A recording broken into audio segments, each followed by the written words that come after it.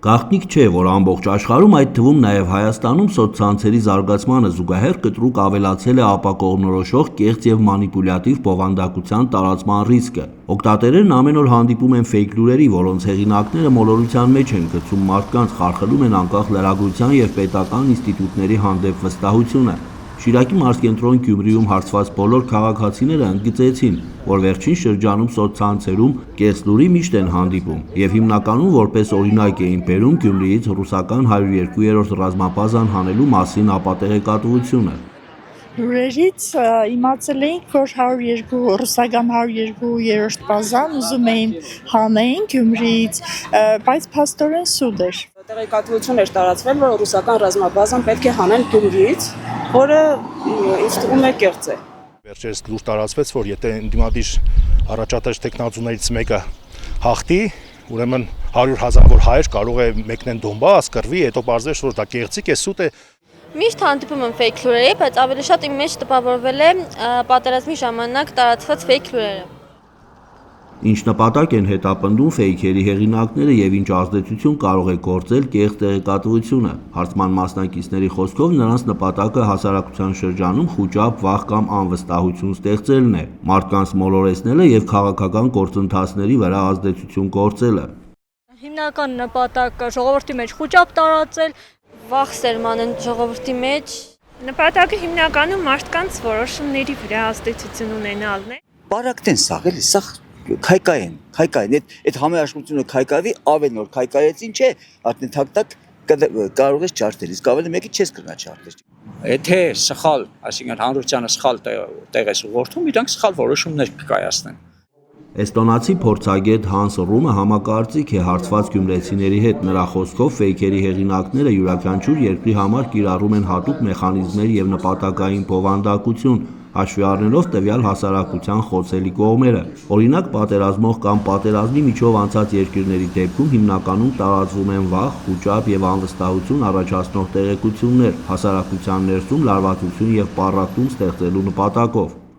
Например, если угрожают армян с войной, то явно, что учитывается факт, что вы проиграли недавно реальную войну. Այս դեպքում ավելի կանխատեսելի է այն հարցի պատասխանը, թե հիմնականում որ երկրներից են տարածվում կեղծ լուրերը, ներթափանցելով հայաստանյան հարթակներ։ Հարցման մասնակիցների գերակշիռ մեծամասնությունը նշել է Հայաստանի հարևան երկու երկրները։ Կարծում եմ հիմնականում թշնամական երկրներից, Թուրքիայից, Ադրբեջանից։ Ավելի շատ Թուրքիայից ու Ադրբեջանից։ Մեր հարևան թշնամի երկրներից Ավելի շատ երևի Ադրբեջանն է ֆեյք լուրեր տարածում եւ մեր բարեկամ Ռուսաստանից ինչ-որ ուժեր։ Անգլիայից կա, առաջին Անգլիան է սաղենողը։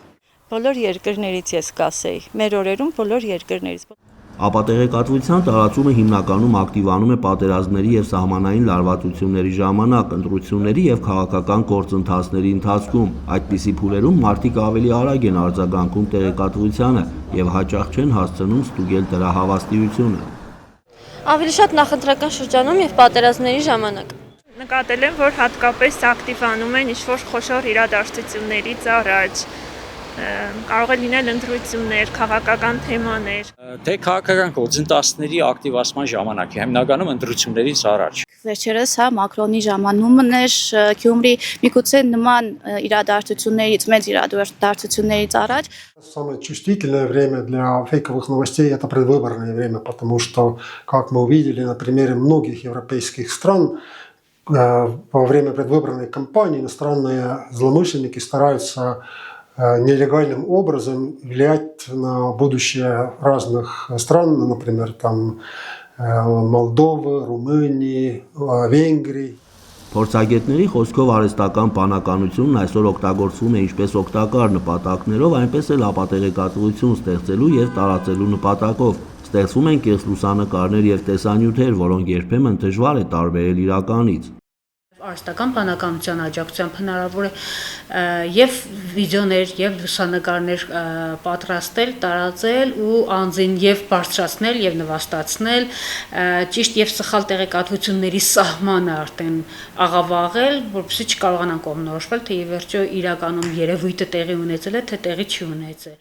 Փաստաբան Գայանե Գևորգյանի տեղեկացմամբ իրենց մասնագիտական գործունեության ընթացքում ավելի հաճախակի են առնչվում սոցցանցերի միջոցով զրպարտություն տարածելու, մոլորեցնող կամ վարկաբեկող տեղեկությունների մասով գործերի հետ։ Որովհետև եթե նախկինում քրեական հոդված էր նախատեսված, քրեական պատասխանատվություն 2018 թվականից դարձավ, ապա քրեականացվեց, քաղաքացիական տիրույթ տեղափոխվեց եւ բնականաբար պաշտպանության իրականացման առաջին եւ ամենակարևոր գործիքը հենց դատական պաշտպանությունն է։